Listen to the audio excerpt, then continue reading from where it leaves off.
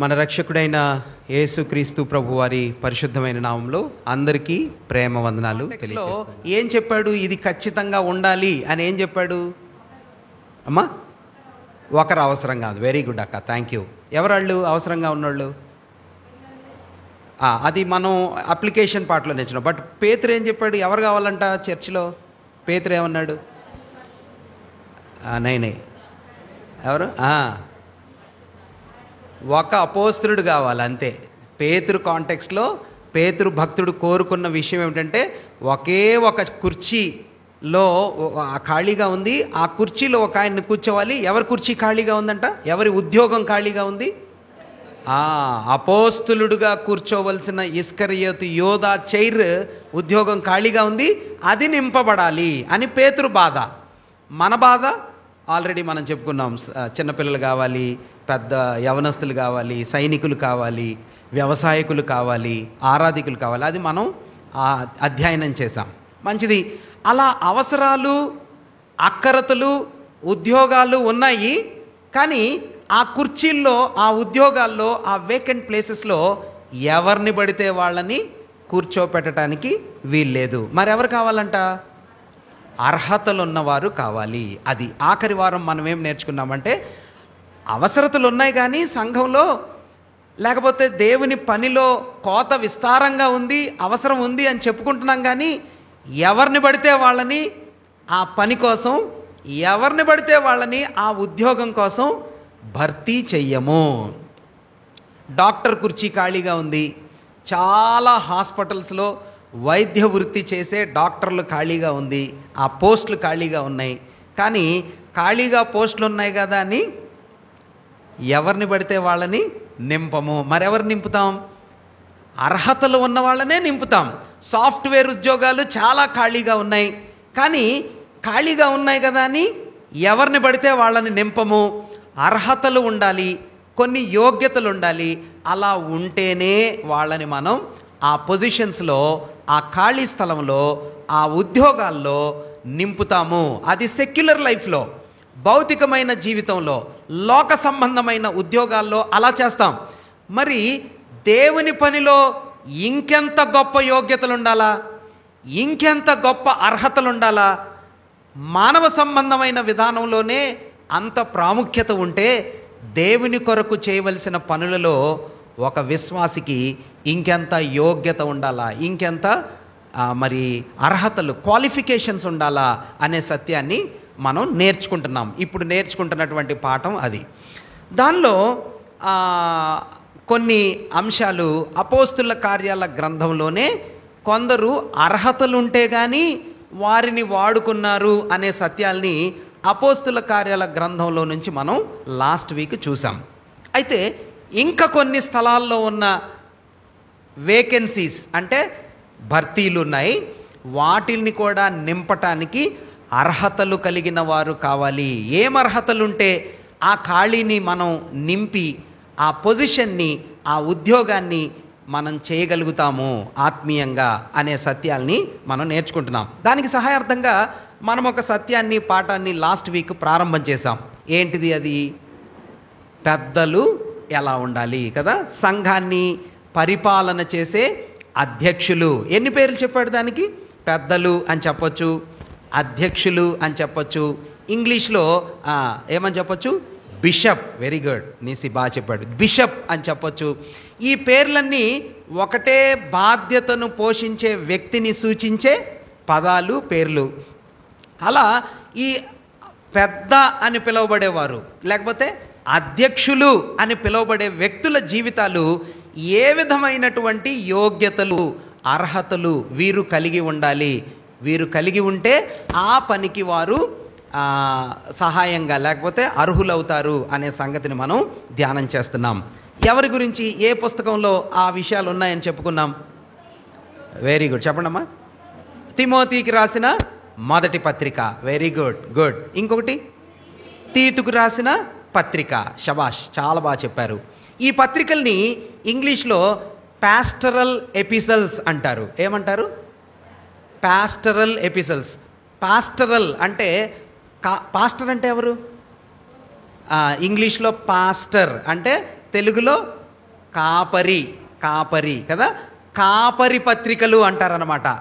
పాస్టరింగ్ అంటే కాపుదల కాసేటటువంటి విధానం, గొర్రెల్ని తీసుకొని వెళ్తా మేత పెడతా ఉండే విధానాన్ని పాస్టరల్ ఎపిసోడ్స్ అంటారనమాట. అంటే సంఘాన్ని కాచే ఒక పెద్ద కాపరి యొక్క పద్ధతిని గురించి తెలియచేసే పత్రికలు. ఎక్కడి నుంచి రాశాడని చెప్పుకున్నాం? పాస్టరల్ ఎపిసోడ్స్ భక్తుడైన పౌలు రాశాడు కదా. అక్కడ మీరు లాస్ట్ టైం కొంచెం అనుమానంగా ఉండింది. ఆ కాన్సెప్ట్ మంచిగా క్లియర్గా అర్థమైతే మంచిది. భక్తుడైన పౌలు రోమా చెరసాల్లో నుంచి బయటికి వచ్చాడు. మొదటిసారి చెరసాల్లోంచి బయటికి వచ్చాడు. వచ్చిన తర్వాత తిమోతిని వెంటబెట్టుకొని ఎక్కడికి వెళ్ళాడని చెప్పుకున్నాం? వెరీ గుడ్, ఎక్సలెంట్, అందరూ చెప్పాలా. ఎఫ్ఎస్సి పట్టణానికి వెళ్ళాడు. మీరు ఇంటికి వెళ్ళిన తర్వాత మ్యాప్లో చూసుకోవాలా. బైబిల్ గ్రంథంలో ఆఖరి పేజీలో మ్యాప్లు ఉంటాయి. ఆ మ్యాప్లు సాధారణంగా మనం ఎవరం చూడం, అవి చూడండి. ఎఫ్ఎస్సి పట్టణం అనే స్థలానికి వెళ్ళాడు. ఎక్కడి నుంచి వెళ్ళాడని చెప్పాను? నో, రోమా పట్టణపు చెరసాల్లోంచి బయటకు వచ్చి తిమోతిని వెంటబెట్టుకొని ఎక్కడికి వెళ్ళాడు? ఎఫ్ఎస్సి పట్టణానికి వెళ్ళాడు. ఎఫ్ఎస్సి పట్టణంలో ఎవరిని వదిలిపెట్టాడు? తిమోతిని వదిలిపెట్టాడు. Very good. తిమోతిని వదిలిపెట్టి ముందుకు వెళ్ళిపోయాడు. ఎక్కడికి వెళ్ళాడో ముందుకి ఖచ్చితంగా వాక్య ఆధారితంగా మనం చెప్పలేం, కానీ తిమోతిని మాత్రం ఖచ్చితంగా ఎఫెసు పట్టణంలో వదిలిపెట్టాడు, అది మాత్రం చెప్పగలం. వదిలిపెట్టి ముందుకెళ్ళిపోయి తిమోతికి ఈ పత్రిక రాశాడు. ఎందుకు వదిలిపెట్టాడు తిమోతిని ఎఫెస్సిలో? ఎందుకు వదిలిపెట్టాడన్నా తిమోతిని ఎఫెసు పట్టణంలో? మీరు చూడండి, తిమోతికి రాసిన మొదటి పత్రిక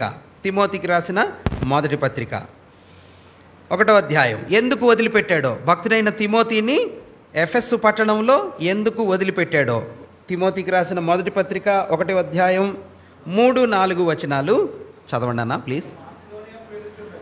నేను మాసిదోనియాకు వెళ్ళిచుండగా, నేను అంటే ఎవరు? వెరీ గుడ్, పౌలు భక్తుడు. సత్యమునకు భిన్నమైన బోధ చేయవద్దనియు, సత్యానికి భిన్నమైన బోధ చేయొద్దు అని, కల్పనా కథలను, మితము లేని వంశావళులను, విశ్వాస సంబంధమైన దేవుని ఏర్పాటుతో కాక వివాదములతోనే సంబంధం కలిగి ఉన్నవి గనుక వాటిని లక్ష్య పెట్టవద్దనియు కొందరికి ఆజ్ఞాపించుటకు నీవు ఎఫెసులో నిలిచి ఉండవలనని నేను హెచ్చరించిన ప్రకారం ఇప్పుడును హెచ్చరించుచున్నాను. ఇప్పుడు మీకు అర్థమైందా ఎందుకు వదిలిపెట్టాడంట? కొందరు మితము లేని వంశావళులు, విశ్వాసానికి సంబంధం లేని కొన్ని బోధలు చేస్తున్నారు. వాటిని సంఘం ఏం చేయకూడదంట? సంఘం ఏం చేయకూడదు? పట్టించుకోకూడదు, వాటిని లెక్క చేయకూడదు, వాటిని గురించి విశ్వాసులు టెన్షన్ పడకూడదు, వాటి మీద శ్రద్ధ పెట్టకూడదు. ఇలాగా చెప్పాలి ఒక ఆయన. ఎవరికి చెప్పాలా? ఒక వ్యక్తి ఇలాగ చెప్పాలా? ఎవరు చెప్పాలా? సంఘానికి చెప్పాలా, విశ్వాసులకి చెప్పాలా. ఏమని చెప్పాలంటే, మితము లేని వంశావళులు, విశ్వాసానికి సంబంధం లేని కొన్ని బోధలు, వీటిని గురించి మీరు ఎక్కువగా పట్టించుకోవద్దు, వీటిని గురించి మీరు ఎక్కువగా ఆలోచన చేయొద్దని ఒక ఆయన నిలబడి నేర్పించాలా. ఎవరైనా నేర్పించడానికి పౌలు ఎవరిని వదిలిపెట్టాడు ఇప్పుడు ఇక్కడ? గుడ్, శబాష్. తిమోతి భక్తుణ్ణి, యవ్వనస్తుడిని వదిలిపెట్టి సంఘంలో ఇలా ఉండాలా, ఈ పని నువ్వు చేయాలా, నేర్పించాలా అని ఆ సంఘాన్ని ట్రైనింగ్ ఇవ్వటానికి, ఆ సంఘాన్ని తర్ఫీదు చేయటానికి భక్తుడైనటువంటి పౌలు తిమోతిని ఎఫెసు పట్టణంలో వదిలిపెట్టి ముందుకెళ్ళిపోయి నువ్విలా చెయ్యి అని ఎఫెసు పట్టణంలో నిలిచి సంఘానికి నేర్పించవలసిన శిక్షకుడుగా, బోధకుడుగా, కాపరిగా పని చేయవలసిన బాధ్యతలో ఉన్న తిమోతికి ఈ పత్రిక రాశాడు. రైట్? ఎంతవరకు మీ మనసులో బాగా గుర్తుపెట్టుకోవాలంటే, తిమోతి పత్రిక మీరు చదివేటప్పుడు ఎఫెస్సి పట్టణంలో ఉన్నాడు. ఎఫెస్సి పట్టణం యొక్క బ్యాక్గ్రౌండ్ ఏంటి, ఎఫెస్సి పట్టణంలో సంఘము ఏర్పాటు చేయబడిన విధానం ఏంటి, అక్కడుండే మనుషుల యొక్క బ్యాక్గ్రౌండ్స్ ఏంటి. గుంటూరులో సంఘం అనగానే, గుంటూరులో సంఘంలో ఉండేవాళ్ళు ఎట్లా ఉంటారు? వైజాగ్లో ఒక సంఘం ఉంది. వైజాగ్లో ఒక సంఘం ఉంటే ఆ సంఘంలో ఉండే విశ్వాసులు ఎట్లా ఉంటారు? ఒరిస్సాలో ఒక సంఘం ఉంది, అక్కడుండే విశ్వాసులు ఎలా ఉంటారు? మీకు ఒక ఐడియా వస్తుందా నేను చెప్పే మాటలు? ఇప్పుడు చాలా తెలంగాణలో చాలా రిమోట్ ప్లేస్లో నల్లమల అడవుల మధ్యలో ఒక సంఘం ఉంది, అక్కడుండే విశ్వాసులు ఎలా ఉంటారు? ఇప్పుడు ఎవరికి వాక్యం నేర్పించడం తేలిక?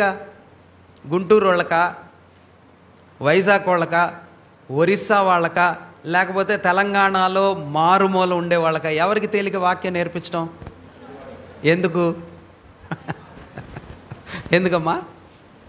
ఓ, మీకు గుంటూరు వాళ్ళు అంటే బాగా మంచి అభిమానం ఉన్నట్టుంది.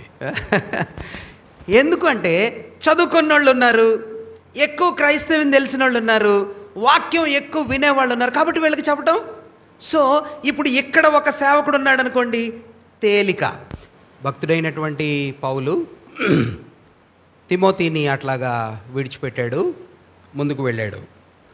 తర్వాత పౌలు భక్తుడు అలానే ముందుకు పోతూ క్రేతు అనే పట్టణంలో మరొక సహోదరుని విడిచిపెట్టాడు. ఎవరిని? వెరీ గుడ్, షబాష్. తీతు అనే మరొక యవ్వనస్తుడిని క్రేతు పట్టణంలో విడిచిపెట్టి పరిచర్య కోసం ముందుకు వెళ్ళిపోయాడు. క్రేతులో కూడా మనం ఆల్రెడీ చూసాం కదా, తీతుకు రాసినటువంటి పత్రికలో క్రేతు పట్టణంలో ఉన్న విశ్వాసులు ఎట్లాంటి వాళ్ళంట? తిండిబోతులు, సోమరులు, ఆ తర్వాత అబద్ధాలు చెప్పేవాళ్ళు, ఇలాంటి బ్యాక్గ్రౌండ్లో నుంచి వచ్చారు. ఇప్పుడు వాళ్ళకి కూడా కొన్ని సంఘ విధానాలను, సంఘము నడిపించబడవలసినటువంటి పద్ధతులు, సత్యాలను భక్తుడైనటువంటి తీతు అక్కడ క్రేతులో ఉన్న సంఘానికి నేర్పించాలి. కాబట్టి ఈ రెండు పత్రికలు, అంటే ఈ ఇద్దరు సేవకులు, ఒకటి తిమోతి, రెండు తీతు, ఈ ఇద్దరు భక్తులు కూడా, ఒక ఆయనేమో ఎఫెస్లో నిలిచి పనిచేయాలా, ఇంకొక ఆయనేమో క్రేతులో నిలిచి పనిచేయాలా. వీళ్ళిద్దరూ సంఘాన్ని నడిపించటానికి, సంఘాన్ని ఆర్డర్లో పెట్టడానికి, వీళ్ళిద్దరి మీద పౌలు అప్పగించిన బాధ్యతలు చక్కగా చేయటానికి ఎలాగ వీళ్ళని ఎడ్యుకేట్ చేయాలో, ఏ రీతిగా ఆ సంఘాన్ని ఒక క్రమబద్ధమైన రీతిలో నడిపించాలో అనే సత్యాలను ఈ యవ్వనస్తులైన ఇద్దరికి నేర్పించటానికి పౌలు భక్తుడు తిమోతికి రాసిన మొదటి పత్రిక, తీతుకు రాసిన ఒక పత్రిక, ఈ రెండు పత్రికల్ని రాశాడు అనే సత్యాన్ని మనం అర్థం చేసుకుంటాం. చూడండి, తిమోతికి రాసిన మొదటి పత్రికలో 2వ అధ్యాయం 8వ వచనం చూడండి. 2వ అధ్యాయం 8వ వచనం. కావున ప్రతి స్థలమందు పురుషులు కోపమును. చాలు మీరు ఆ కింద కాంటెక్స్ట్ చదువుకుంటూ వెళ్ళండి. ఎవరంట సబ్జెక్ట్ ఆఫ్ డిస్కషన్? ఎవరిని గురించి మాట్లాడుతున్నాడు? సంఘములో పురుషులు, మెన్ ఏం చేయాలో. సంఘంలో ఉండే పురుషులు ఏం చేయాలంటమ్మా? ప్రతి స్థలమందు ప్రార్థన చేసే వ్యక్తులుగా ఉండాలి. సంఘంలో పురుషులు ప్రార్థించేవారుగా ఉండాలి. రెండవది 9వ వచనం చూస్తే, మరియు స్త్రీలును అణుకువయు స్వస్థ బుద్ధియు కలవారై ఉండాలి. అంటే ఒకటి పురుషుల గురించి రాశాడు, రెండు స్త్రీల గురించి రాశాడు కదా. ఎక్కడ వీళ్ళు? ఎఫెస్లో సంఘంలో ఉండే విశ్వాసుల యొక్క పద్ధతి, విధానం, క్రమాన్ని గురించి రాస్తున్నాడు. ఒకటి పురుషులు ఇలా ఉండాలా, రెండు స్త్రీలు ఇలా ఉండాలా. మీరు అక్కడ చదువుకుంటే మీకు అర్థమైద్ది. 3వ అధ్యాయం ప్రారంభాన్ని చేస్తున్నాడు. 3వ అధ్యాయం ప్రారంభం ఏమని ప్రారంభం చేస్తున్నాడు? ఎవడైనను ఇప్పుడు ఎవరి గురించి అంట? అధ్యక్షుడి గురించి రాస్తున్నాడు కదా, పెద్దల గురించి రాస్తున్నాడు. 4వ అధ్యాయం తర్వాత 5వ అధ్యాయాన్ని గురించి మీరు చూస్తే, 5వ అధ్యాయం చూడండి. ఎవరు? స్టార్టింగ్ 5వ అధ్యాయం మొదటి వచనం, వృద్ధులు కదా, వృద్ధులు. ఆ తర్వాత 3వ వచనం, 5వ అధ్యాయం 3వ వచనాన్ని చూస్తే, అనాథలైనటువంటి వారు, విధవరాళ్ళు, యవ్వనులు, అక్క చెల్లెళ్ళు. ఇలాగా భక్తుడైనటువంటి పౌలు ఒక సంఘంలో ఉండేటటువంటి పురుషులు, స్త్రీలు, తర్వాత పెద్దలు, ఆ తర్వాత యవ్వనులు, యవ్వన చెల్లెళ్ళు, యవ్వన తమ్ముళ్ళు, యవ్వనులైన విధవరాళ్ళు, వీళ్ళందరిని గురించినటువంటి వివరాలు, విషయాలను గురించి చెప్తూ ఉన్నాడనమాట. అంటే సంఘములో అందరి యొక్క పద్ధతి అని ఒక మాట చెప్పాడు చూడండి. 3వ అధ్యాయం 15వ వచనం. 3:15 తిమోతికి రాసిన మొదటి పత్రిక 3:15. అయినను నేను ఆలస్యం చేసిన ఎడల, ఒకవేళ నేను నీ దగ్గరికి రావడం ఆలస్యమైన ఎడల, దేవుని మందిరములో అనగా జీవము గల దేవుని సంఘములో జనులు ఎలాగు ప్రవర్తింపవలెనో నీకు తెలియవలనని ఈ సంగతులను నీకు రాయుచున్నాను. ఇప్పుడు మీకు అర్థమైంది కదా ఈ పత్రిక ఎందుకు రాశాడు అనేది. ఎందుకు రాశాడంట? జీవము కలిగిన దేవుని సంఘములో జనులు ఎలాగూ ప్రవర్తించాలో. ఒకవేళ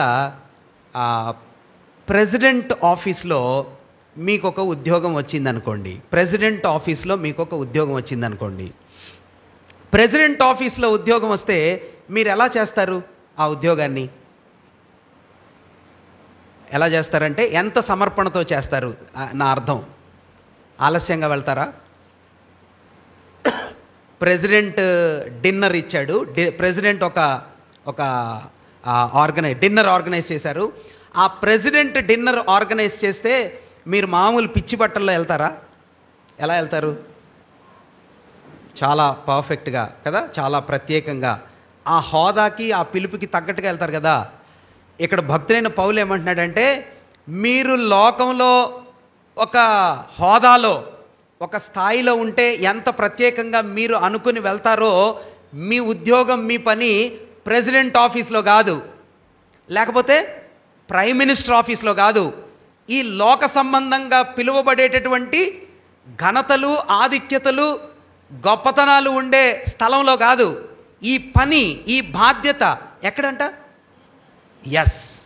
జీవము కలిగిన దేవుని సంఘంలో. అబ్బా, ఇప్పుడు దేవుని సంఘంలో, జీవము కలిగినటువంటి దేవుని సంఘంలో దేవుని క్రింద పనిచేసేటటువంటి పనివారు, employed, recruited by the God heavenly father, తండ్రి అయిన దేవుడు, పరలోకపు దేవుని చేత అపాయింట్ చేయబడి దేవుని యొక్క కమిషనింగ్ మీకు ఇస్తే ఆ పని చేయటానికి ఎలాగుండాలా?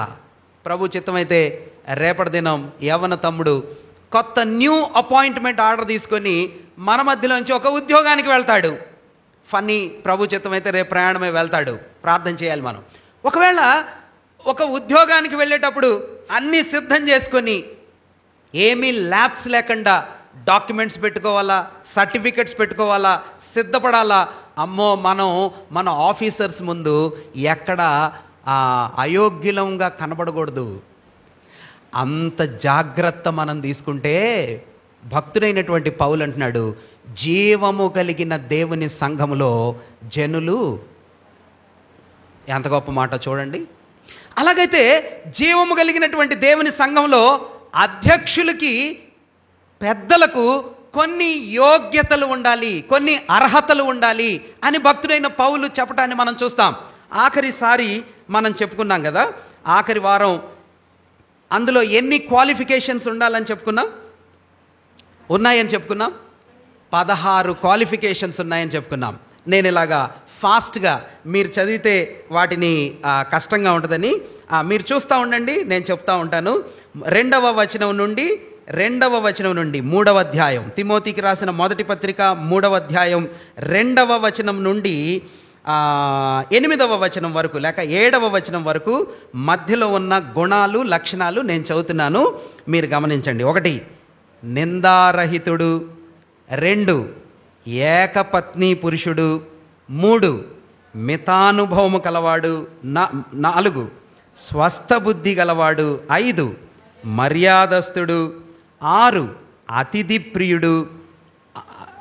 7, బోధింప తగినవాడు. 8, మద్యపానిగా కానివాడు. 9, కొట్టువాడు కాదు. 10, సాత్వికుడు, జగడమాడనివాడు, ధనాపేక్ష లేనివాడు, మాన్యుడు అంటే గౌరవింపతగినవాడు, పిల్లలను ఇంటిని చక్కగా చూసుకునేవాడు. తర్వాత గర్వాంధుడు కానివాడు. ఆ రెండు ఒకటే, క్రొత్తగా చేరనివాడు లేక గర్వాంధుడు కానివాడు. ఆఖరిగా వెలపట జీవితంలో మంచి సాక్ష్యం కలవాడు. ఎన్ని క్వాలిటీస్ అన్నా? దగ్గర 16. అంటే కొన్ని రెండు కలిపి ఉంటాయి, వాటిని కూడా మనం లెక్క పెడితే 16 క్వాలిటీస్ మనకు కనిపిస్తాయి కదా.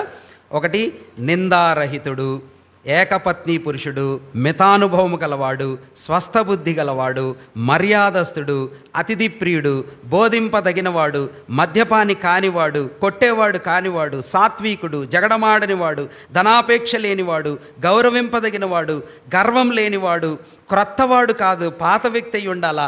బయట జీవితంలో, లోకములో జీవించే జీవితంలో ఏముండాలంట? మంచి సాక్ష్యం కలవాడు. ఇప్పుడు మీరు చెప్పాలా, నిందారహితుడు అంటే ఏంటి? నింద లేనివాడు. దేవుని పిల్లలమైన మన జీవితంలో పాపము లేనివాడు అని చెప్పట్లే కదా. Is not sinless, but he is blameless. సిన్లెస్కి బ్లేమ్లెస్కి ఏంటన్నా తేడా? సిన్లెస్కి బ్లేమ్లెస్కి అంటే పాపము లేనోడు అంటే ఏంటిది, నింద లేనోడు అంటే ఏంటిది? నింద లేకపోవటం అంటే మన జీవితంలో మచ్చ, ఎవరైనా మన వైపు వేలెత్తి చూపించటానికి ఆస్కారం లేనివాడు. పాపం లేనోడు అంటే అసలు ఇంకన్నీ పర్ఫెక్ట్గా ఉన్నాడు. అట్లాంటి వాళ్ళు ఎవరు లేరు భూప్రపంచం మీద. సేవకులైనా, సంఘ పెద్దలైనా, సహోదరులైనా, సహోదరులైనా, ఎవరైనా అందరికీ ఏముంటుంది అనమాట? లోపాలు ఉంటాయి, కొరతలు ఉంటాయి. కానీ ఒక పెద్ద జీవితంలో ఏముండకూడదంట? నిందకు ఆస్కారం ఉండకూడదు. బ్లేమ్ చేయటానికి, ఇలాగా అని వేలెత్తి చూపించడానికి ఆయన మీద ఏ విధమైనటువంటి ఆస్కారం ఉండకూడదు. Blameless, number 1. నెంబర్ 2, ఏకపత్ని పురుషుడు, ఒకే భార్యను కలిగి. ఇందులో మీకు ఒక పాఠం కనిపిస్తుంది. ఏ పాఠం? ఒక భార్య, ఏకపత్ని పురుషుడు అంటే దీని అర్థం ఏంటంటే, సంఘ పెద్దలు ఎవరై ఉండాలన్నమాట? పురుషులే సంఘ పెద్దలు. ఎవరు ఉండకూడదు? స్త్రీలు ఎక్కడ? పురుషులకి మాత్రమే ఇవ్వబడిన బాధ్యతల్లో సంఘ పెద్దలు అనే బాధ్యత ఎవరు చేయాలా? పురుషులకే ఇచ్చాడు. వైఫ్, సింగిల్ వైఫ్ అంటే man is only represented as the elder or a bishop, not women. ఇది నా మాట కాదు, ఇది లేకపోతే పౌలు చెప్పే మాట కాదు. దైవవాక్యం సెలవిచ్చేది ఏంటంటే, సంఘాన్ని నడిపించే పెద్ద, నిర్ణయం చేసే వ్యక్తులు ఎవరై ఉండాలా? మ్యాన్, పురుషుడై ఉండాలా. స్త్రీల మాట కాదు, స్త్రీల నిర్ణయం కాదు, స్త్రీల విధానాల్లో అనిపించేటటువంటి విషయాలు కాదు. An elder should be, a mandatory criteria is he should be a man. Number 2, ఒకటి బ్లేమ్లెస్, నింద లేదు. నెంబర్ 2, ఒకే భార్య ఉండాలా, ఏకపత్ని పురుషుడై ఉండాలా. అంటే దాని అర్థం ఏంటంటే, మ్యారిటల్ లైఫ్, వివాహ జీవితం, కుటుంబ జీవితం ఏమై ఉండాలన్నమాట? చక్కగా ఉండాలా, జాగ్రత్తగా ఉండాలా. వేరే ఈ విధానాల్లో కొందరి దైవభక్తుల అభిప్రాయం ఏంటంటే, సాధారణంగా మగవాళ్ళకి, మనుషులకి, పురుషులకి ఈ మ్యారిటల్ లైఫ్లో, వివాహ జీవితంలో కొన్ని కోరికలు దురాశలుగా ఉంటాయి. దురాశలు అంటే మీకు అర్థమైంది కదా, హద్దు మీరిన ఆశలు కదా. కొంత శరీరానికి ఛాన్స్ ఇచ్చేటటువంటి ఎక్స్ట్రా ఆశలు ఉంటాయి. ఒక సంఘ పెద్ద అనే వ్యక్తి ఎలా ఉండాలంట? మ్యారిటల్ లైఫ్లో, భార్యాభర్తల జీవితంలో జాగ్రత్తగా ఉండాలా, చక్కగా ఉండాలా. నెంబర్ 3, 3వ మాట మనం ఇప్పుడు గమనించాలా. మితానుభవము కలవాడు. ఏం కలవాడు? మితానుభవం కలవాడు అంటే ఏంటి? మితానుభవము కలవాడు తెలుగు భాష మితానుభవం కలవాడు అంటే ఏంటి? ఇవి రెండు ఓకే, బ్లేమ్లెస్, నిందలేనివాడు. నెంబర్ 2 ఏకపత్ని పురుషుడు, ఒకే భార్యను కలవాడు అంటే కుటుంబ వ్యవస్థలో వివాహ జీవితంలో చక్కగా ఉన్నాడు. నెంబర్ 3 మితానుభవము కలవాడు అంటే ఏంటిది? లిమిట్గా ఉండేవాడు. అలాగా మనం అనుకుంటాం, కానీ ఇంగ్లీష్ ట్రాన్స్లేషన్స్ని మనం చూడాలా.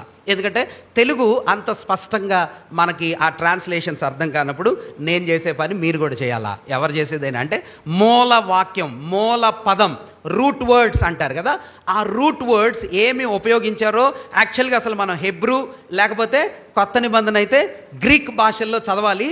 మరి మనకి ఇప్పుడు అంత సాధ్యం కాదు కాబట్టి ఆ మూల భాషల్లో రాయబడిన ట్రాన్స్లేషన్స్లో దగ్గర వాటిని చదవాలా. దానిలో కింగ్ జేమ్స్ వర్షన్ చాలా మంచి సహాయమైనటువంటి ట్రాన్స్లేషన్. అందులో ఏమని రాశాడు?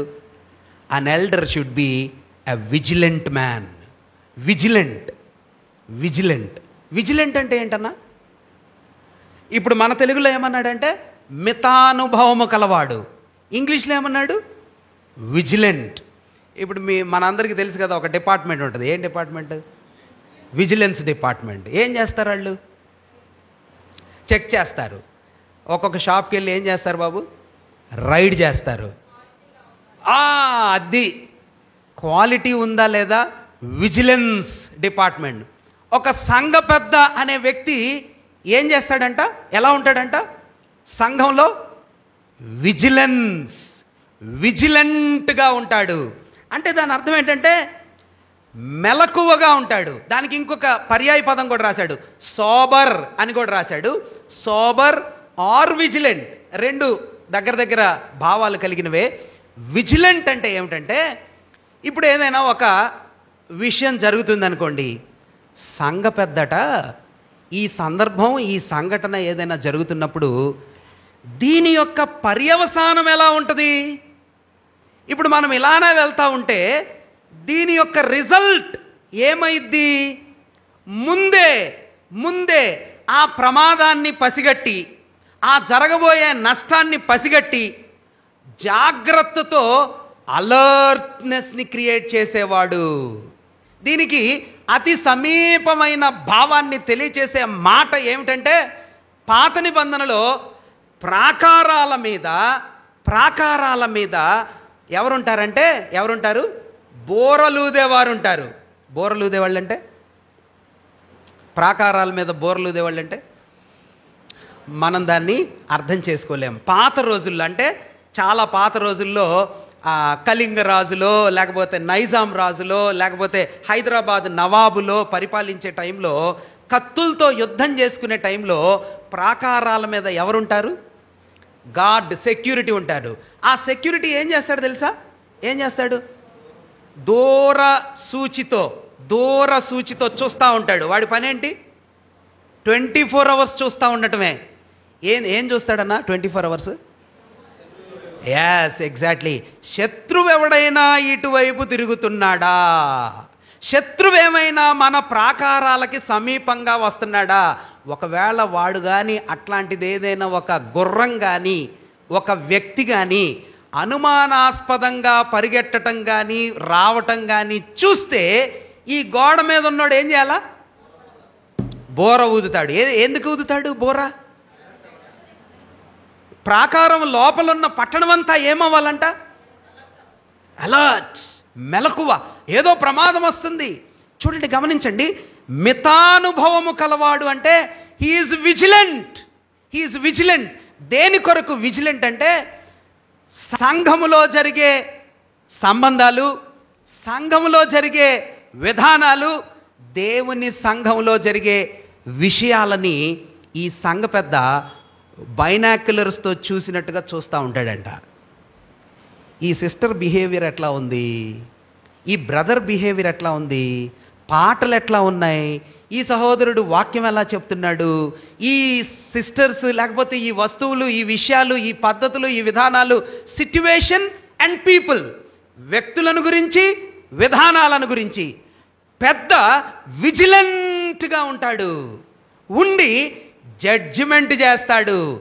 తన అనుభవంలో మితానుభవము అంటే జరిగే సంగతులను, విధానాలని ఒక ఒక అలర్ట్ మైండ్తో జడ్జి చేస్తాడు. అంటే జడ్జి చేయటం అంటే మళ్ళీ మీరేమనుకుంటారంటే అది ఏమంటారు, జడ్జి చేయటం అంటే ఇది రైటా రాంగా, అది కాదు. జడ్జి చేయటం అంటే ఏం జరిగిద్ది అన్నా.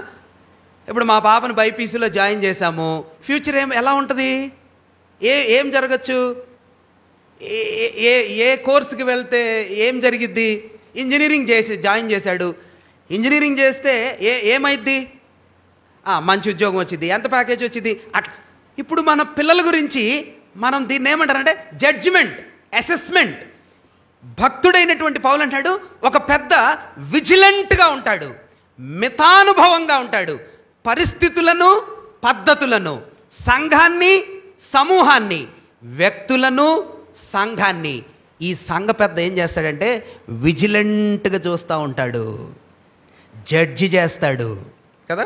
నేను ఇట్లా రాశాను, ఎలాంటి పర్యవసానాలు వస్తాయో, ఏ విధమైన ప్రమాదాలు వస్తాయో, ఏ విధమైన ఫలాలు వస్తాయో సంగతులను ముందే పసిగట్టగలిగినటువంటి జ్ఞానాన్ని మితానుభవము కలిగిన వాడు, లేకపోతే విజిలెంట్ అనే పదంతో భక్తుడైన పౌలు చెప్పటాన్ని మనం చూస్తాం కదా.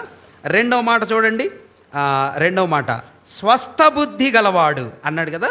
మితానుభవము గలవాడు, తర్వాత స్వస్థ బుద్ధి గలవాడు. దీన్ని ఏమని చెప్పాలా, స్వస్థ బుద్ధి గలవాడు, మంచి బుద్ధి గలవాడు. తెలుగులో మనకు అంతవరకే అర్థమవుతుంది.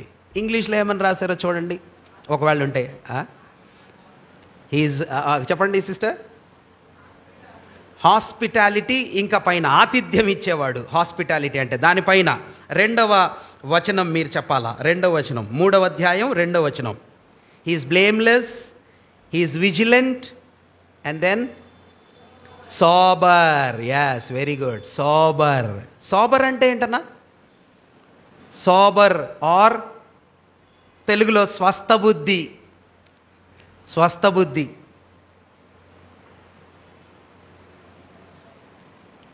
సాధారణంగా ఈ డ్రంక్ అండ్ డ్రైవ్లో ఎవరినన్ను పట్టుకున్నారు. డ్రంక్ అండ్ డ్రైవ్ అంటే తాగినోడా తాగనోడా. తాగితే వాడిని డ్రంక్ అంటారు, తాగకుండా మాట్లాడితే సోబర్. సోబర్ అంటే మత్తులో లేనోడు. Simple word. ఎందులో లేనోడు? మత్తులో లేనోడు. ఏం మత్తులో లేనోడు? ఏదో ఒక మైకంలో లేనోడు. మత్తులో ఉన్నాడు, నిద్ర మత్తులో ఉన్నాడు, లేకపోతే ఏదో ఒక మైకంలో ఉన్నాడు అనుకోండి. వాడికి ఏం మాట్లాడుతున్నాడో, ఏం చూస్తున్నాడో సరైన రీతిలో వస్తువుల్ని, విషయాలని గ్రహించగలిగిన కెపాసిటీ ఉండదు. కానీ సంఘ పెద్ద ఎలా ఉంటాడంట? సంఘ పెద్ద ఎలా ఉంటాడంటమ్మా? He is vigilant and he is sober. Sober అంటే ఇంగ్లీష్ డిక్షనరీలో ఏమని రాశారంటే he is very serious, he is very sensible. అంటే దాని అర్థం ఏంటమ్మా? సీరియస్, సెన్సిబుల్ అంటే ఏంటన్నా?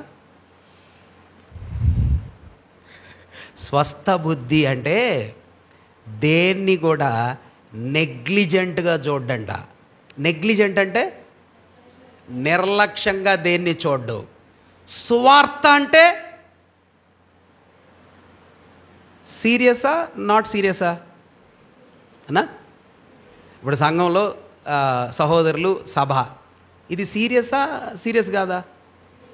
సండే స్కూల్ సీరియసా, సీరియస్ కాదా? ఆరాధన ఎంత సీరియస్? ఎంత సీరియస్ అన్నా? ఒక సంఘ పెద్దకి ఆరాధన, సువార్త, సంఘం, సత్యం, వాక్యం, విశ్వాసి ఇవన్నీ లైట్గా తీసుకునేవాడు కాదు. లైట్గా అంటే పర్లేదులే, తేలిగ్గా, తేలిగ్గా. సోబర్. సోబర్ అంటే చాలా కాషియస్గా ఉంటాడనమాట, చాలా రియాక్టివ్గా ఉంటాడనమాట, చాలా సెన్సిబుల్గా ఉంటాడనమాట, చాలా కేర్ఫుల్గా ఉంటాడనమాట. దేని గురించి carefulness? Every spiritual thing is a matter of big concern for an elder of the assembly. ఒక సంఘ పెద్దకి సంఘములో జరిగే ప్రతి ఆత్మీయమైన కార్యక్రమం చాలా ప్రాముఖ్యమైనది. ప్రాముఖ్యమా, ప్రాముఖ్యం కాదా? అంటే దాని అర్థం ఏంటంటే, ఒక పెద్దగా ఉండే వ్యక్తి సువార్తన్న, సేవన్న, సేవకుడన్న, సంఘమన్న, ఆరాధనన్న, ప్రార్థనన్న, ఏ కార్యక్రమమైనా ఏ విషయమైనా తేలిగ్గా తీసుకునేవాడు సంఘ పెద్ద కాదు.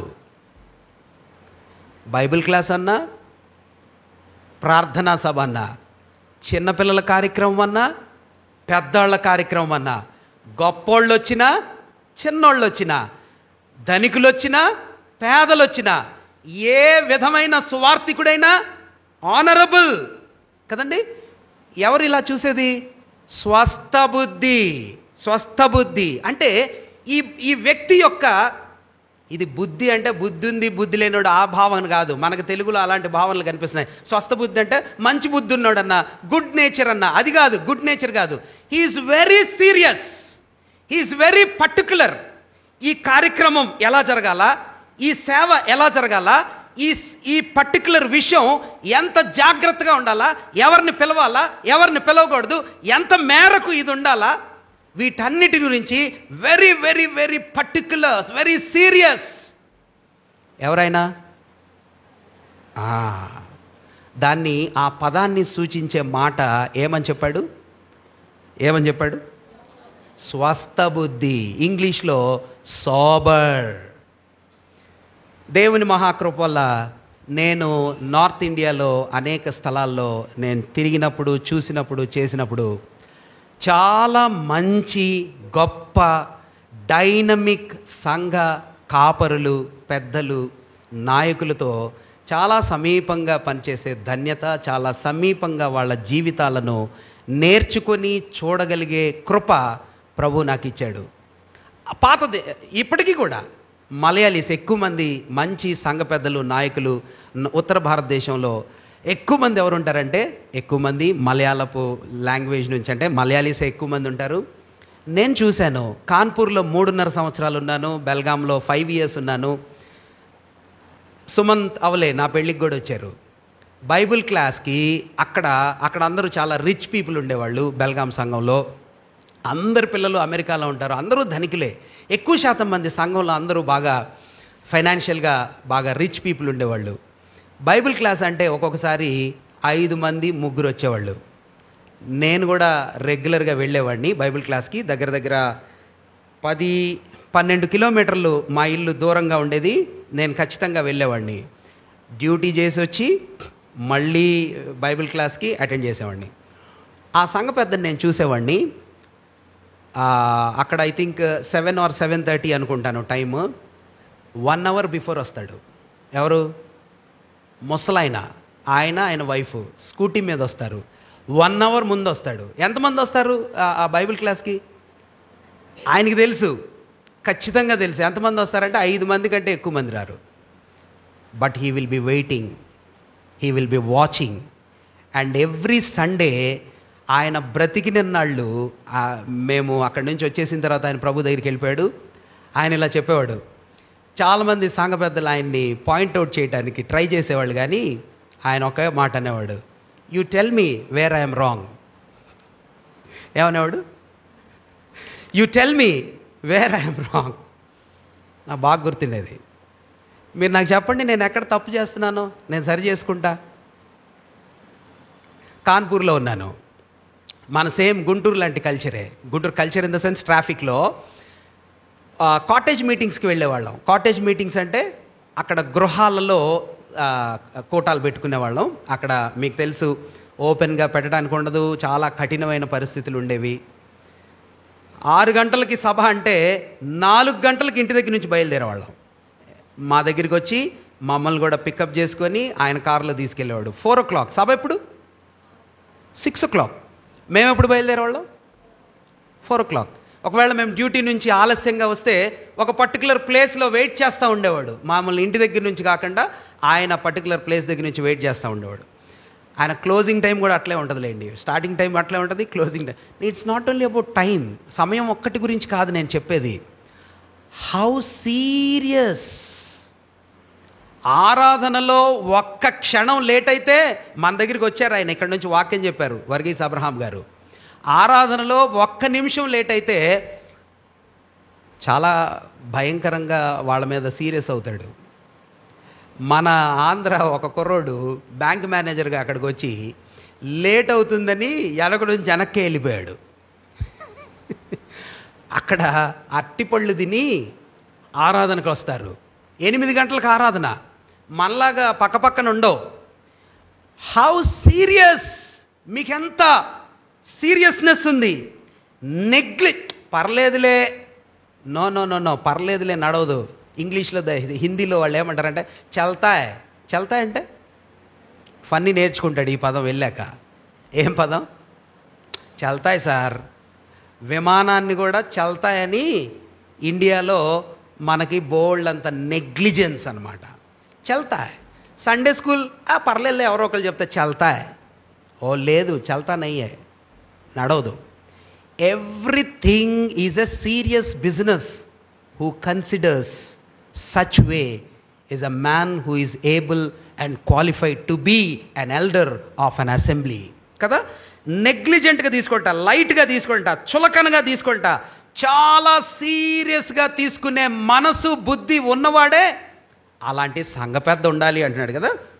ఇక మిగిలినన్ని మనకు తెలుసు. మర్యాదస్తుడు. మర్యాదస్తుడు అంటే modest or orderly or well mannered అని రాశాడు. మోడెస్ట్, ఆర్డర్లీ, వెల్ మేనర్డ్ అంటే ఒక దైవ సేవకుడు దీని గురించి ఏం చెప్పాడంటే, చాలామంది అనుకుంటారు మర్యాదస్తులు, మర్యాదస్తులు అంటే ఎవరంట?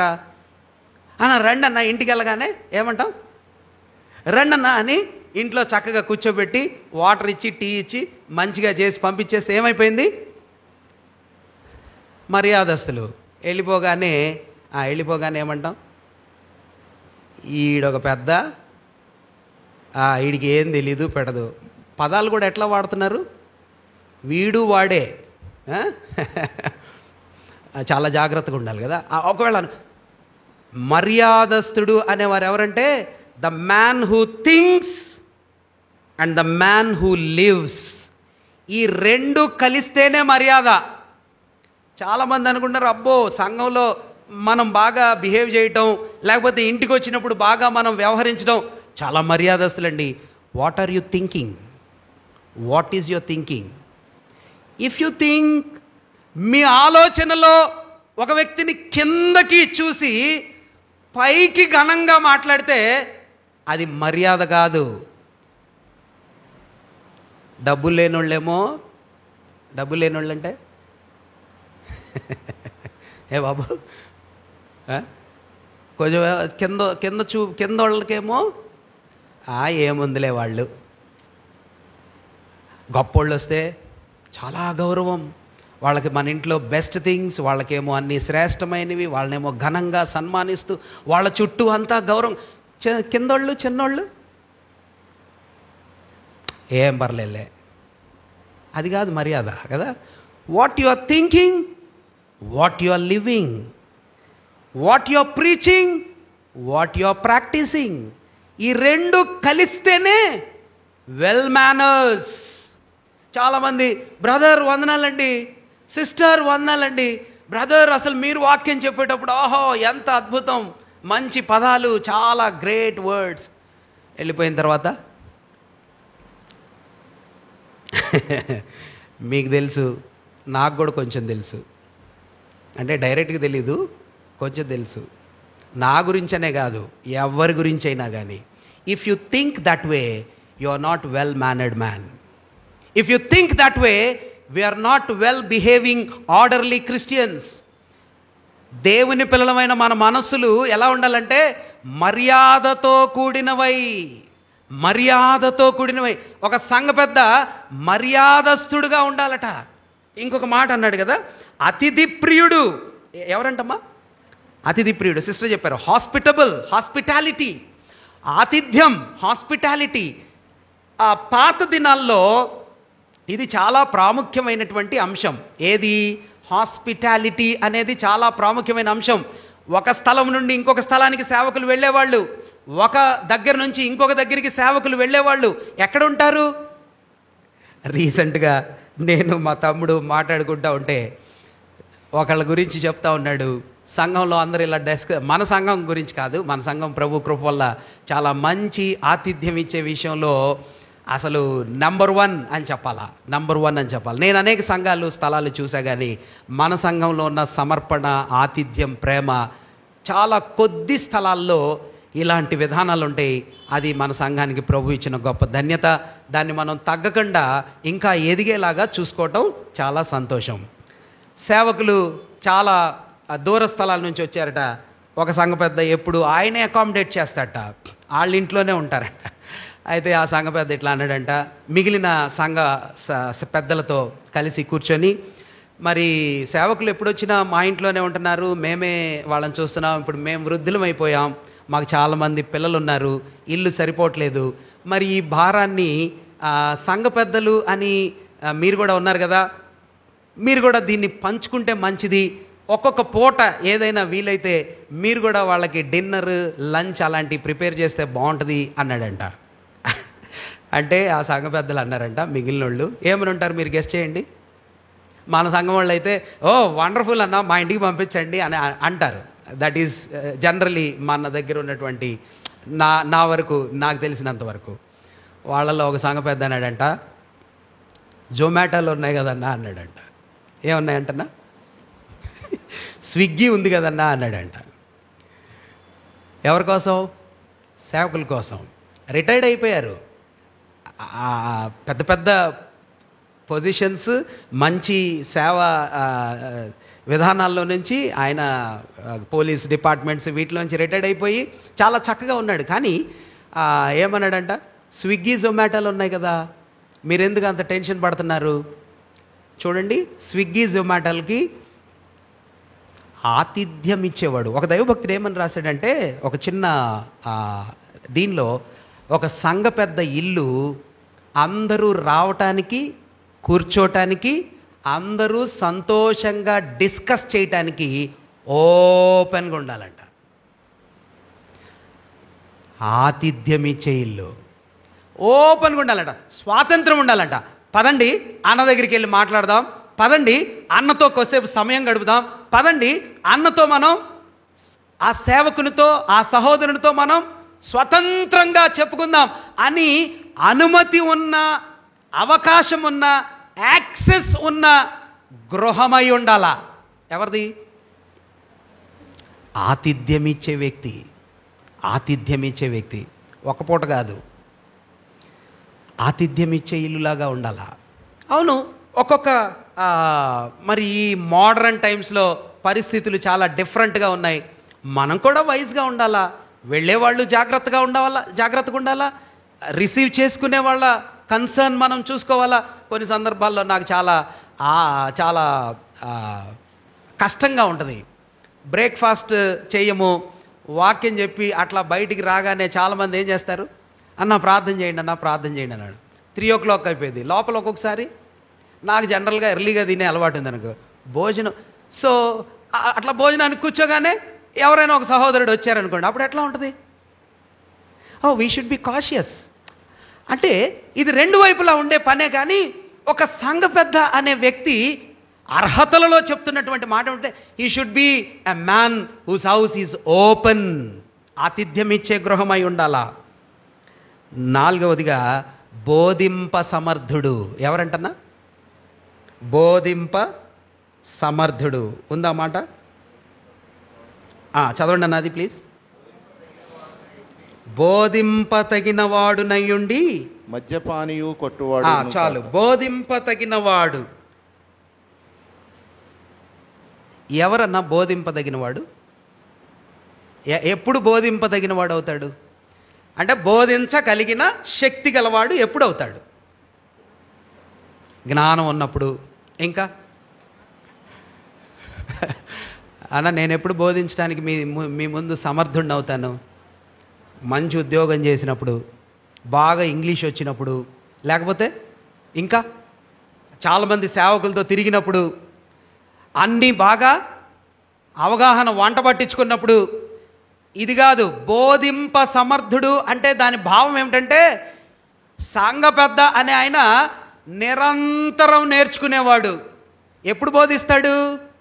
నేర్చుకుంటేనే బోధిస్తాడు కదా. నాకన్నీ తెలుసండి, నాకంతా వచ్చండి, ఈ చిన్నోడు, ఈ దూరమోడు, ఇక్కడి నుంచి వచ్చి ఏమీ చదువులేనోడు వీడు చెప్తే నేనేంటండి నేర్చుకునేది? ఒకవేళ బోధింప సమర్థుడు అంటే వాక్యం చెప్పే కెపాసిటీ ఉన్నాడని కాదు దాని అర్థం. వాక్యం చెప్పటానికి నిరంతరము నేర్చుకుంటూ వాక్యం బోధించటానికి శక్తి పొందుకునేవాడు, అది దాని అర్థం. నాకంతా వచ్చు, నాకంతా తెలుసు, నా దగ్గర ఎప్పుడు చాలా గ్రేట్ నాలెడ్జ్ రిసోర్స్ దాగి ఉంది అని అనుకుంటే అదంతా ఒట్టిదే కదా. భక్తుడైనటువంటి పౌలు తిమోతికి రాస్తున్నాడు, సంఘములో ఉండే ఒక పెద్ద, he is an always a learner in the assembly and in the life. నిరంతరం దేవుని, ఈ మధ్య కాలంలో నా చిన్న అనుభవంలో నాకు అర్థమవుతున్నటువంటి ఒక అంశం ఏమిటంటే, ఇప్పుడు మీకు బుధవారం బైబిల్ క్లాస్ చెప్పాలా, ఆదివారం వాక్యం చెప్పాలా, నాకు కూడా ఏమనిపిస్తుంది అంటే, అమ్మో ఏదో ఒకటి కవర్ చేసి చెప్పేస్తే, ఐఎమ్ టెల్లింగ్ మై ఫీలింగ్స్, నేనేం అబద్ధం చెప్పట్లా, ఏదో ఒకటి వాక్యం బోధ చేయాలా. మొన్న ఉపవాస ప్రార్థన రోజు వాక్యం ధ్యానం చేస్తుంటే ప్రభు నాకు చెప్తున్నాడు, నువ్వెప్పుడైనా ఇవన్నీ చెప్తా ఉన్నావు, నీకెప్పుడైనా వర్తించిందా? అసలు దేవుడు నా గురించి పలికితే అసలు ప్రభు నన్నేమంటాడు? చాలా మార్పు చెందాయి. నీళ్లు ద్రాక్షారసంగా, బేతస్థల వాక్యం చెప్తున్నప్పుడు నీళ్లు ద్రాక్షారసంగా, నీ జీవితంలో ఏమైనా మారిందా? నువ్వేదైనా మారాలని కోరుకుంటున్నావా? ప్రభువుని అడుగుతున్నావా? దేవుడు నీ జీవితంలో ఇది మార్చాడు అని నువ్వు చెప్పగలవా? What is my answer? వినండి జాగ్రత్తగా. బోధించ సమర్థుడు అంటే నేర్చుకున్నాడు. సాధారణంగా బోధకుల యొక్క అభిప్రాయాల్లో చాలామంది బోధ చేసే సామర్థ్యం, కెపాసిటీ ఉన్నోళ్ళు ఉంటారు. మనందరం ఏంటంటే, నేను బ్రహ్మాండంగా చెప్పాలా, లేకపోతే అందరి మనసులు ఆకర్షించబడేలాగా చెప్పాలా. అది కాదు. సంఘ పెద్ద అనే వ్యక్తి ఎవరుంటారంట? ఆయన నేర్చుకుంటూ నేర్పించేవాడు, ఆయన తెలుసుకుంటూ తెలియచేసేవాడు, ఆయన ప్రభువులో తగ్గుతూ నేర్పించేవాడు. ప్రభువుని చూపించే, ఈయన చూస్తాడు, ప్రభువుని చూపిస్తాడు, ఈయన నేర్చుకుంటాడు, ప్రభువుని గురించి నేర్పిస్తాడు. ఇది దైవికమైనటువంటి ఎల్డర్షిప్, నాయకత్వం. అంతేగాని నాకేంటన్నా ఈడు చెప్పేది, నాకేంటన్నా వాడు చెప్పేది, ఆడంతటోడన్నా, ఆడి అనుభవం ఎంతన్నా, వాడి స్థాయి ఎంతన్నా, వాడి ఎడ్యుకేషన్ ఎంతన్నా, వాడి థియాలజీ నాలెడ్జ్ ఎంతన్నా, if we think in that terms, or anybody who thinks in that terms. ఒక దైవ సేవకుడు ఏమని రాశాడో తెలుసా? వాక్యాన్ని నేర్చుకొని పెద్ద, వాక్యాన్ని నేర్చుకొని కాపరి, ఆ బిగ్ డిస్గ్రేస్ టు పుల్పీట్ అన్నాడు. డిస్గ్రేస్ టు పుల్పీట్ అంటే ఇక్కడ నిలబడే స్థలానికి ఒక భయంకరమైన అవమానం. ఎవరంట? Man who doesn't learn, an elder who doesn't learn in the presence of Lord is a disgrace to this pulpit. ఆఖరిగా ధనాపేక్ష ఉండకూడదు, సాత్వికుడై ఉండాలా, హాని చేయనివాడు, సాధువుగా ఉండేవాడు. సాత్వికుడు అనే మాటకి ఆ మూల పదాన్ని, ఆ భావం ఏమిస్తుందంటే, ఆర్మీలో గుర్రాలు వాడేవాళ్ళట ఆ రోజుల్లో. ఏ రోజుల్లో బాబు? పౌలు రాసిన సమయంలో. ఇప్పుడు మనం ఎక్కడికైనా వెళ్ళాలనుకోండి, ఇప్పుడు మనం ఏం వాడతాం? ఆర్మీ వాళ్ళు కానీ సైనికులు కానీ ఏం వాడతాం? ట్రక్ వెహికల్, జిప్సీ, ఆ తర్వాత వీటిని వాడతాం కదా. ఆ రోజుల్లో యుద్ధానికి వెళ్ళాలంటే ఏం వాడేవాళ్ళు? గుర్రాలు వాడేవాళ్ళు. ఆ గుర్రాలు అడవుల్లో రెడీగా పట్టుకొచ్చే గుర్రాలను తెస్తారట. మంచి ఫిరోషియస్గా, బాగా పవర్ఫుల్గా ఉండే గుర్రాలను తెస్తారట. తెచ్చి సుప్రీం కమాండర్స్ ఉంటారే, బాగా పేరు పోసినటువంటి కమాండర్స్, వాళ్ళకి ఎంచి తెచ్చే గుర్రాలని చాలా బాగా ట్రైన్ చేస్తారంట. దాన్ని ఏమంటారంటే ఆ గుర్రాన్ని టేనింగ్ అంటారు. టేనింగ్ అంటే దాన్ని బాగా తర్ఫీదు చేసి దానికి ఆజ్ఞ ఇస్తే పవర్ఫుల్గా పరిగెత్తిద్ది, దానికి ఆజ్ఞ ఇవ్వకపోతే మౌనంగా ఉంటుందట. సాత్వికుడు అంటే చేతగానివాడు అని కాదు. ఎవరంట? దేవుడు కానీ చెప్తే పవర్ఫుల్గా ఉంటాడు, దేవుడు చెప్పకపోతే వెర్రోళ్ళలాగా ఉంటాడు కదా. సాత్వికమైనటువంటి మనస్సు, హృదయం, దృష్టి, ఇలాగా గాడ్లీ ఫ్యామిలీ, కుటుంబాన్ని చక్కగా పరిపాలన చేయగలిగిన వాడు. కుటుంబానికి సంఘానికి చాలా దగ్గర పోలికలు ఉన్నాయి అని మనకు తెలుసు కదా. ఒకవేళ మీ ఫ్యామిలీలో అందరూ ఒకటేలాగా ఉన్నారని చెప్పగలరా? మనకి దేవుడి కృప వల్ల అందరికీ ఇద్దరిద్దరు పిల్లలే ఉన్నారు. పాత రోజుల్లో మేము మరి 8 మంది పిల్లలు. మొన్న మా ఆంటీ రిటైర్మెంట్ ఫంక్షన్లోకి వెళ్తే ఒక ఆయన చెప్తున్నాడు, మా కాంపౌండ్లో ఒక బ్రాహ్మిన్, ఒక ముస్లిం, ఈయన ఒక క్రిస్టియన్, ముగ్గురు ఉండేవాళ్ళట. బ్రాహ్మిన్కేమో 13 మంది పిల్లలంట, ముస్లింకేమో ఎంతోమంది చెప్పారు, అది కూడా ఇట్లానే 9, 11 చెప్పాడు. మేమే 7 మంది అని చెప్పాడు. ఒక క్రిస్టియన్ ఫ్యామిలీ 7 మంది పిల్లలట, ముస్లిం ఫ్యామిలీ మేబీ ఒక నెంబర్ చెప్పాడు, 9 ఎంతో చెప్పాడు. ఒక బ్రాహ్మిన్ ఫ్యామిలీ, హిందూ ఫ్యామిలీ ఎంతమంది అంట? 13 మంది పిల్లలంట. వీళ్ళందరూ కలిసి కాంపౌండ్లో బ్రహ్మాండంగా ఆడుకునేవాళ్ళట పాత రోజుల్లో. ఇప్పుడు మనకు అట్లా లేదు. ఎవరు పట్టినా కానీ ఇద్దరు, ఒకళ్ళు, మ్యాక్సిమం ఎక్కడైనా ముగ్గురు ఉన్నారంటే చాలా గొప్ప విషయం. ఇప్పుడు మీరు చెప్పండి, ముగ్గురు పిల్లలు ఒకటే రకంగా ఉంటారా, డిఫరెంట్గా ఉంటారా? ఇద్దరిని చెప్పండిలేండి, ఇద్దరిలో ఎంత వ్యత్యాసం ఉంది? కానీ ఇద్దరు కలిసే ఉంటారా లేకపోతే వేరువేరుగా ఉంటారా? సంఘంలో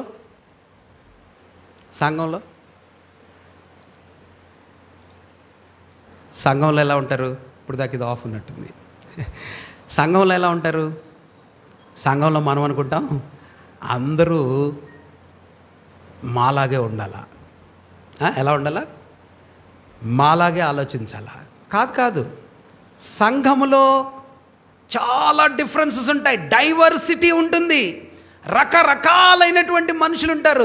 ఒక ఆయన ఫాస్ట్గా మాట్లాడతాడు, ఒక ఆయన మౌనంగా మాట్లాడతాడు, ఒక ఆయన చాలా ఫ్యూరియస్గా ఉంటాడు, ఆసక్తిలో ఉద్రేకంగా ఉంటుంది, ఇంకొక ఆయన అంతగా పట్టనట్టుగా ఉంటాడు.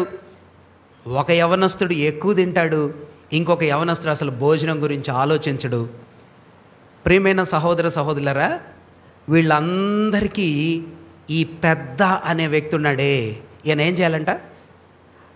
పిల్లల్ని ఎలా చూసుకుంటాడో, మా పాప మా బాబు ఇద్దరు డిఫరెంట్, ఇద్దరు చాలా డిఫరెంట్. నా వైఫ్ డిఫరెంట్, నేను చాలా డిఫరెంట్. నా వైఫ్కి ఉన్న పెద్ద గ్రేట్ స్ట్రెంగ్త్ ఏంటంటే పేషెన్స్, నాకున్న బిగ్ వీక్నెస్ ఏంటంటే ఇంపేషెన్స్. ఆమెకేమో పేషెన్స్, నాకేమో impatience.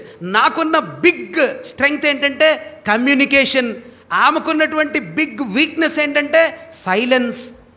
But we are very happy. సంఘంలో అనుకుంటున్నాము అలా కుదరదన్నా.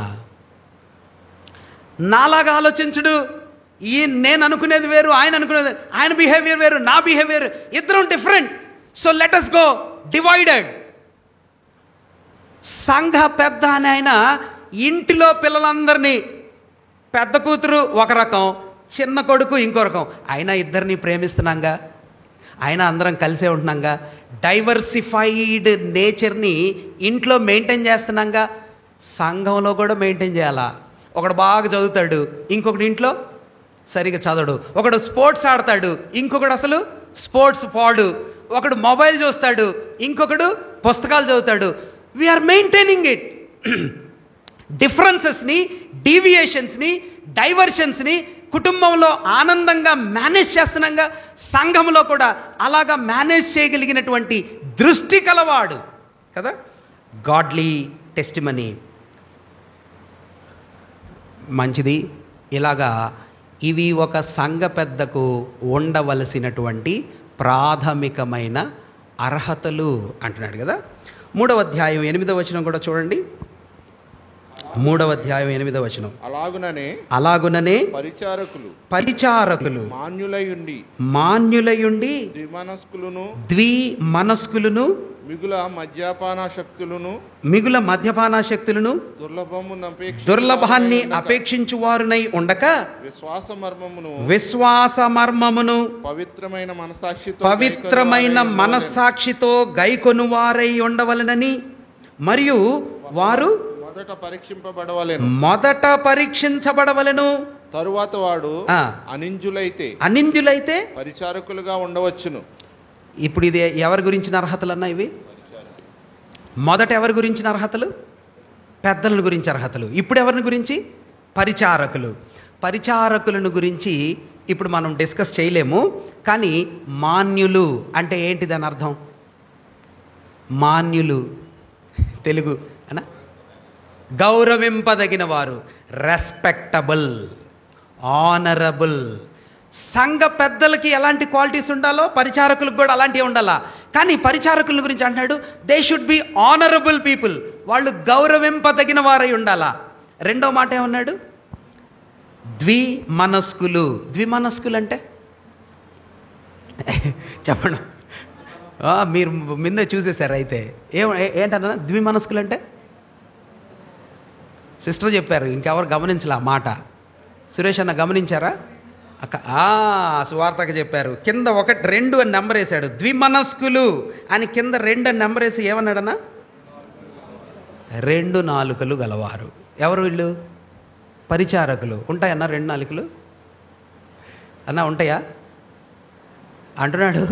ఒక పరిచారకుడు ప్రభు సన్నిధిలో సేవకుడుగా సంఘంలో సంఘ వ్యాపారాలను చూడటానికి ఒక వ్యక్తికి అప్పగించే పనులు బాధ్యతలు చూడగలిగే వ్యక్తి ఎలా ఉండాలంట? వాడి నాలుక ఏమి ఉండకూడదంట? 2 ఉండకూడదు. స్పర్జన్ అన్న దగ్గర స్పర్జన్ అన్న మాటలు, కిషోర్ అన్న దగ్గర కిషోర్ అన్న మాటలు, హనుమంతరావు అన్న దగ్గర హనుమంతరావు అన్న మాటలు, క్రిస్టఫర్ అన్న దగ్గర ఆయనకి చెందిన మాటలు, ఆ అక్క దగ్గర ఆ అక్కకి వర్తించే మాటలు, ఈ అక్క దగ్గర ఎందుకు ఏ మాట నమ్మాలా? అమ్మాయి నా మాటలు కాదు, ఇవన్నీ చెప్తా ఉంటే ధ్యానం చేస్తుంటే నాకు కూడా సిగ్గుగా ఉంది, నాకు కూడా చాలా గిల్టీగా అనిపించింది. ఒక పరిచారకుడు సంఘంలో పని చేయటానికి, పరిచర్య చేయటానికి అర్హత కలిగినటువంటి వ్యక్తి ఎలా ఉండంటే, ఈ షుడ్ బి ఆనరబుల్, రెస్పెక్టబుల్, గౌరవింపదగిన వాడు, మాన్యుడిగా ఉండాలా. రెండవది ఎలా ఉండాలంట? మన దగ్గరికి చిట్టయ్య గారని ఒక సంఘ పెద్దలు వస్తారు నారాకోడూరు నుంచి. మరి ఆయన చెప్తా ఉంటాడు నాతో ఎప్పుడు. ఆయన పాలు అమ్మేవాడట. ఏమమ్మేవాడన్నా? చాలా సంవత్సరాలు, 35-40 సంవత్సరాలు పాలు అమ్మాడంట. ఆయన నాతో చెప్తాడు, అయ్యా ఏ ఇంటికి నేను పాలు పోయటానికి వెళ్ళినా నన్ను ఏమనేవాళ్ళంటే, అమ్మ పాలోడొచ్చాడు అని కూడా అనేవాళ్ళు కాదయ్యా. ఎవరంట? సాధారణంగా మనం ఏమంటాం? పాలోడొచ్చాడు అంటాం కదా. నన్ను పాలోడొచ్చాడు అని కూడా అనేవాళ్ళు కాదయ్యా. అమ్మా పాలాయన వచ్చారు. గౌరవంగా పిలిచేవాళ్ళయ్యా. పెద్దోళ్ళు పిలిచేవాళ్ళు, పిల్లోళ్ళు పిలిచేవాళ్ళు. నీళ్లు నేను కలిపేవాడిని కాదయ్యా, నా పాల కోసం ప్రజలు అడిగి మరీ నన్ను పిలుచుకునేవాడు. ఒకే ఖాతా ఎన్నో సంవత్సరాలు నేను పోస్తూ ఉండేవాడిని. Respect, honourable. మరి ఆయన అలా చెప్పేవారు నాకు తన గురించి. రెస్పెక్టబుల్. ఎన్ని నాలుకలు ఉండకూడదంట? 2 నాలుకలు. ఒక పరిచారకుడు ఒక మాట చెప్తే ఆ మాటని ప్రజలు, దేవుని పిల్లలు నమ్మటానికి యోగ్యంగా ఉండాలా. పలానా స్పర్జన్ ఈ మాట చెప్పాడు అంటే ఆయన చేస్తాడండి. ఒకవేళ చేయలేకపోతే ఏదైనా కారణం ఉండుండొచ్చు, కానీ యూ కెన్ ట్రస్ట్ ఇట్. అది నమ్మకమైన మాట. అక్కడ ఒక మాట చెప్పాడు, ఏమో అది ఎంతవరకు. ఇక్కడ ఇంకొక మాట చెప్పాడు, ఆ మాటలో ఎంతవరకు విలువ ఉంటుందో టైం చూస్తే తెలుస్తుంది. అట్లా ఉండకూడదు కదా. ఆఖరిగా ఒక మాట చెప్పి నేను ముగిస్తాను. అతడు విశ్వాస మర్మము తెలిసినవాడు. విశ్వాస మర్మము తెలిసినవాడు అంటే పరిచారకుడు ఎట్లా ఉండాలంటనా? విశ్వాస మర్మమును తెలిసినవాడు. 9వ వచనం చూడండి అన్న, 3:9. విశ్వాస మర్మమును, ఆ విశ్వాస మర్మమును పవిత్రమైన మనస్సాక్షితో గైకొనువారై ఉండవలెను. విశ్వాస మర్మం అంటే ఏంటన్నా? విశ్వాస మర్మం అంటే ఏంటి? విశ్వాస మర్మం అంటే వాక్యం తెలిసినోడు. సింపుల్గా చెప్పాలంటే విశ్వాసానికి సంబంధించిన దేవుని వాక్యాన్ని గురించిన అవగాహన ఉన్నోడు. ఎవరు? పరిచారకుడు. ఒక సంఘంలో ఒక పాస్టర్ గారు కొత్తగా వెళ్ళారంట, అమెరికాలో, మన దేశంలో కాదు.